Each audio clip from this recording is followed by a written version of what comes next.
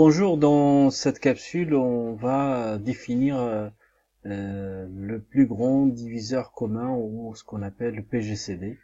Donc le PGCD, d'abord, on doit avoir deux nombres en cherchant leur diviseur commun le plus grand. Donc on va décomposer en facteur premier le premier nombre. Donc là, on commence par 2, c'est divisible par 2, après c'est divisible par 3, on s'arrête à 3. Et donc 3 fois 2 fois 2, ça fait 12. Pour 30, c'est divisible par 2. 15, c'est divisible par 3. Ça donne 5. Et 5, c'est un nombre premier, donc en principe, on s'arrête là.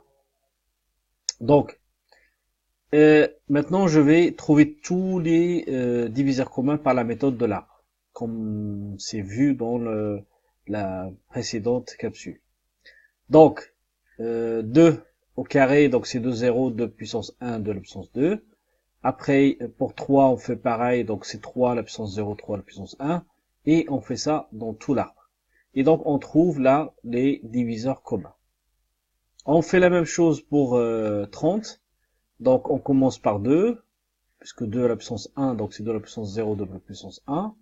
3, on fait pareil, et après, enfin, pour 5, on fait pareil. Et donc, chaque branche, on a dit qu'elle nous donne le nombre de les diviseurs communs. Alors maintenant, on va voir tous les diviseurs communs, sachant que j'ai oublié peut-être celui-là. Donc là, 4, il y a un 4 parce que c'est 2 fois 5 fois 3 fois 2. Donc là, c'est 1. Donc 2 fois 2, ça fait 4. Et donc ça fait un facteur commun aussi, 4. Donc il y a 3 qui trouvent là. Il y a 1, bien sûr, et il y a 6. Et donc là, on a besoin de facteurs, le diviseur commun le plus grand, c'est 6. Donc, ce qu'on écrit ici, c'est que 6 est égal à PGCD 12, 30, c'est-à-dire les deux nombres 12 et 30, le plus grand diviseur commun. Voilà. Donc cette méthode, elle est trop compliquée pour trouver le PGCD, c'est pas celle-là qu'on va utiliser. Donc, ce qu'on va utiliser maintenant, pratiquement, c'est trois méthodes. La première méthode, c'est celle qu'on appelle facteur premier commun. Donc, facteur premier commun, c'est d'abord, je vais énoncer rapidement la propriété. Si on a deux nombres A et B, antinaturels supérieurs ou égal à 2, donc, si leur facteur premier commun est égal à 1, donc on dit que ces deux nombres sont premiers entre eux, donc on verra ça après. Mais c'est cette propriété-là qu'on va utiliser, c'est-à-dire que le PGCD de AB est le produit des facteurs premiers communs, chacun étant affecté de plus petits exposants avec lesquels il figure dans les deux décompositions. C'est-à-dire, en tout cas, il faudra décomposer les deux nombres. Alors, on peut comprendre rapidement cette propriété sur des exemples. Alors, supposons qu'on a 15, on décompose en nombre premier, ça fait 3 et 5, d'accord? Après 24, si vous décomposez, vous allez trouver 2 fois 2 fois 2 fois 3, c'est-à-dire 2 à la puissance 3 fois 3. Donc, le PGCD de 15 et 24, je regarde ici, regardez bien ici. Donc là, il y a 2, il n'y a pas 2 ici. Donc, je prends pas 2 à la puissance 3, parce que ce n'est pas un facteur commun. Par contre, 3 et 3, ça existe dans les deux nombres. Donc, ici, le PGCD, ça va être 3. Parce que ici, 5, il n'est pas commun. 2, il n'est pas commun. Il n'y a que 3 qui est commun. Voilà. Un autre exemple. 140. Si je décompose 140, je divise par 2, ça fait 70. 70 encore par 2, ça fait 35. 35, bien sûr, c'est divisible par 5. Ça fait 7. Et donc, la décomposition, c'est 2 fois 2 fois 5 fois 7. Ou 2 carré fois 5 fois 7. 98 de la même façon divisé par 2, 49, et 49 c'est divisible par 7, ce qui fait 7, 7 divisé par 7, ça fait 1. Donc la décomposition de 140, c'est 2, absence 2 fois 5 fois 7, je l'ai déjà dit, 98 c'est 2 fois 7 au carré. Alors qu'est-ce qui est comme facteur commun entre les deux? Il y a 7, 2 et 2. 5 ce n'est pas un facteur commun. Par contre, est-ce que je prends ici 2, ou bien je prends 2 à la puissance 2, et est-ce que je prends 7 ou 7 à la puissance carrée? Donc la propriété là clairement elle dit qu'il faut prendre l'exposant le plus petit. C'est-à-dire ici je vais prendre 7 et là je vais prendre 2. Du coup, le PGCD, ça va être 2 fois 7, ce qui va égal à 14.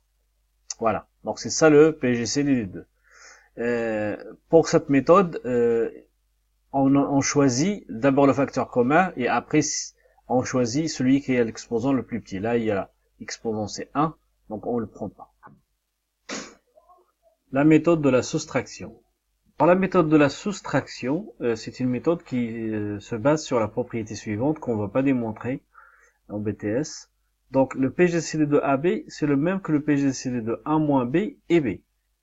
Donc pour cette méthode, si on travaille sur un exemple, quel est le PGCD de 1448 et 1086? Donc il faut faire un tableau. Un tableau avec A, B, A moins B. Et à chaque fois, on va déplacer le A moins B pour retrouver avec B de la même façon. Alors, 1448, donc, moins 1086, ça fait 362. Donc 362, on va chercher son PGCD avec B, comme dans la propriété. Donc, 1086 et 362, donc l'ordre est bien sûr il n'est pas important, que ce soit BA ou AB c'est la même chose, c'est le même PGCD. On fait la même chose. Par contre, des fois, si le nombre de soustraction est négatif, on inverse ici. On n'a pas le choix, en fait. 724, qui est la différence entre 1086 et 362. Donc maintenant, on va commencer par 724 et après 362. Voilà. On fait la différence encore. Et là, on tombe sur 362. À des moments qu'on retombe sur la même chose, là, on va arrêter. Parce que la soustraction des deux, ça va être 0. Et donc, le PGCD des deux, ça va être 362. Voilà. Donc ça, c'est la dernière partie de cette méthode-là. Donc, notez que celui-là, le PGCD de celui-là, c'est 362. Et on s'arrête pour cette méthode. Alors pour cette dernière méthode, la méthode 3, qu'on appelle la division euclidienne. La division euclidienne, c'est le même principe, sauf que là, on trouve le PGCD de R et B. C'est-à-dire le PGCD de AB, c'est le même que R et B, sachant que R, c'est le reste de la division de A par B. Alors, on travaille sur un exemple, 1086 et 1148. On fait un tableau, on fait AB, là on ne fait pas 1 moins B, mais on fait R. D'accord? Donc, on met les deux nombres et on divise le plus grand par le plus petit, bien sûr. Donc ça donne 62. Maintenant, il faut prendre le plus petit, le diviser par 62. Regardez 32. On prend 62, on divise par 32. Donc là, 30. À partir de cette partie-là, essayez de finir le tableau avant de voir la correction, pour voir si vous avez compris ou non. Après 32, on divise par 30, on décale à chaque fois.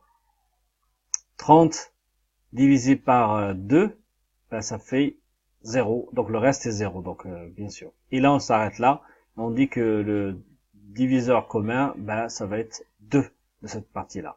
Voilà, c'est fini pour cette capsule, merci, au revoir.